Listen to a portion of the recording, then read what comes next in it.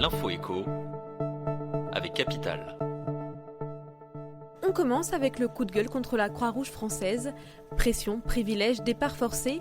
Dans un livre enquête nommé Charité bien ordonnée, les journalistes Bénédicte Poirier et Johan Blavinia dénoncent les dérives de l'association. Dans une interview vidéo accordée à Capital.fr, ils ont accepté de donner plus de détails.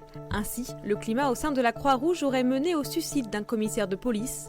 Quant au président de l'association, il se servirait de ses collègues pour arriver à ses fins avant de les rejeter. D'après les deux journalistes, il aurait réussi à s'octroyer de nombreux privilèges de cette manière, parmi lesquels la Légion d'honneur.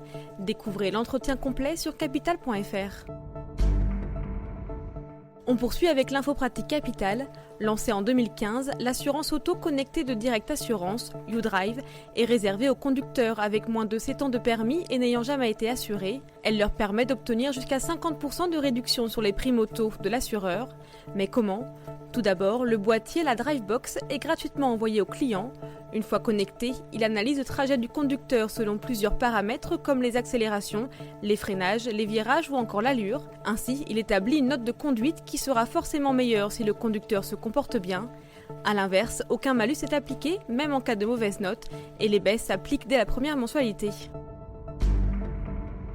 Le chiffre du jour, 15 000 €, c'est l'amende qui devrait être infligée aux sociétés de syndic de copropriété qui ne respectent pas le contrat type. Il s'agit de l'obligation de présenter de la même façon les 560 000 contrats passés entre les copropriétés et les syndics.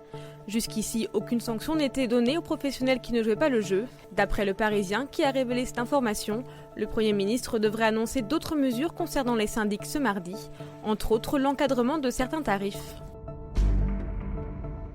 On termine avec Cyril Hanouna. La semaine dernière, dans son émission Télé touche pas à mon poste, l'animateur vedette de C8 a fredonné une chanson dans laquelle il demandait au CSA de lui rendre ses millions.